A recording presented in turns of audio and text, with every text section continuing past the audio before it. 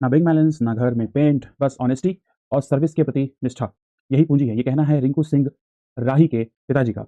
ये वो रिंकू सिंह राही हैं जिन्होंने इंटीग्रिटी और एथिकल बैकग्राउंड पे अपना रेजिग्नेशन दे दिया। क्या ईमानदारी की इतनी महंगी सज़ा होती है? रिंकू सिंह राही।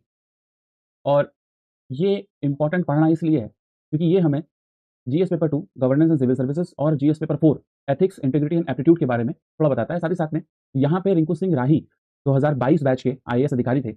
इन्होंने अपने रेजिग्नेशन से एडमिनिस्ट्रेटिव न्यूट्रलिटी, ब्यूरोक्रेसी की ऑटोनॉमी और साथ ही साथ में एथिकल गवर्नेंस को हाईलाइट किया है। 2004 में इन्होंने यूपीपीसीएस की सर्विसेज प्रोविंशियल सिविल सर्विसेज को पास आउट किया। 2009 में इनको 7 बुलेट फायर की गई क्योंकि इन्होंने 100 करोड़ रुपए का सोशल स्कैम उजागर किया, जिसमें से 2 बुलेट्स तो इनके फेशियल रीजन पे पड़ी, जिसकी वजह से एक लंबे संघर्ष के बाद में सामान्य जीवन में आ पाए।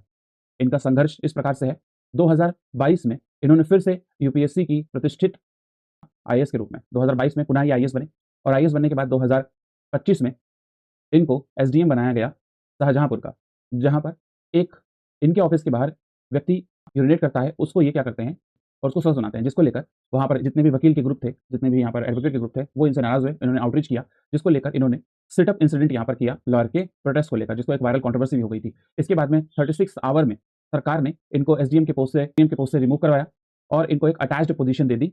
कोई फील्ड पोजीशन नहीं थी, वो रेवेन्यू ऑफिस दे दिया गया जहाँ पर इनको जाके बैठना था। 8 महीने तक ये वहाँ पर कोई मीनिंगफुल काम नहीं करते हैं।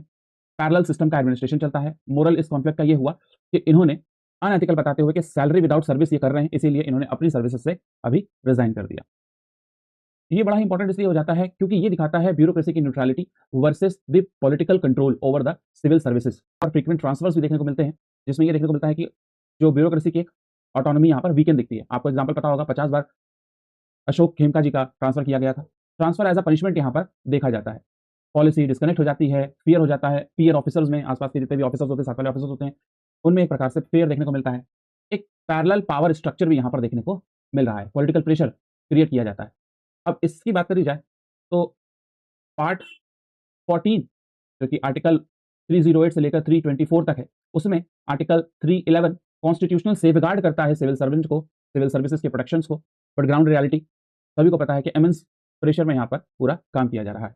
एथिकल डायलेमा भी यहाँ पर क्रिएट होता दिख रहा है, जिसमें इंटीग्रिटी वर्सेस कंप्लायंस डायलेमा, जो कि राही के केस में आया। इन्होंने इंटीग्रिटी को चुना अपनी पोजीशन से ऊपर और साथ ही साथ में इन्होंने कहा करप्शन सिर्फ एक्टिव ही नहीं होता है, करप्शन पैसिव भी होता है। तो यहाँ पे करप्शन सिर्फ ऐसा नहीं है कि ब्राइब लिया जाए, इन्होंने नॉन परफॉर्मेंस को देखते हुए अपना काम नहीं कर पा रहे हैं, पब्लिक की सेवा नहीं कर पा रहे हैं और यहाँ पर इनको सैलरी मिल रही है, उसको लेकर इन्होंने रेजिग्नेशन दे दिया। पास्ट केसेस में बहुत सारे केसेस ऐसे भी देखने को मिले कि मोरल करेज के लिए बहुत सारे ऑफिसर्स को अपनी जान भी देनी पड़ी, जैसे सत्येंद्र दुबे जिनको मार दिया गया था हाईवे करप्शन में, मंजुनाथ षणमुगम जिनको मार दिया गया था फ्यूल केसेस में, फ्यूल अल्टरेशन के केसेस में, फ्यूल अल्टर के केस में, नरेंद्र कुमार जिनको मार दिया गया था माइन माफिया के थ्रू। सोशल इंजस्टिस भी देखने को मिल रहा है। आपको पता लगा अभी रिसेंटली दलित ऑफिसर्स के इश्यूज बहुत ज़्यादा रेस हुए हैं, जो कि लिंक करता है इक्वालिटी बिफोर लॉ के। तो एक वेपनाइजेशन सिस्टम किया गया है ट्रांसफर्स को। पहले ऑनेस्ट ऑफिसर्स पे एक्शन लिया जाता है, फिर उसको यहाँ पर ट्रांसफर दे दिया जाता है। अशोक खेमका जैसे मैंने भी आपको यहाँ पे डिस्कस करवाया। Honest officers get punishment, de jure according to illusion यहाँ पर दिख रहा है, डी फैक्टो वाला काम करता है। ये रियलिटी में जो है गवर्नमेंट का शासन है, कॉन्स्टिट्यूशन सेफगार्ड इनके लिए कोर मैकेनिज्म काम करता है, बट इन रियलिटी गवर्नेंस जो है पैरेलल गवर्नमेंट स्ट्रक्चर चल रहा होता है, प्रेशर चल रहा होता है।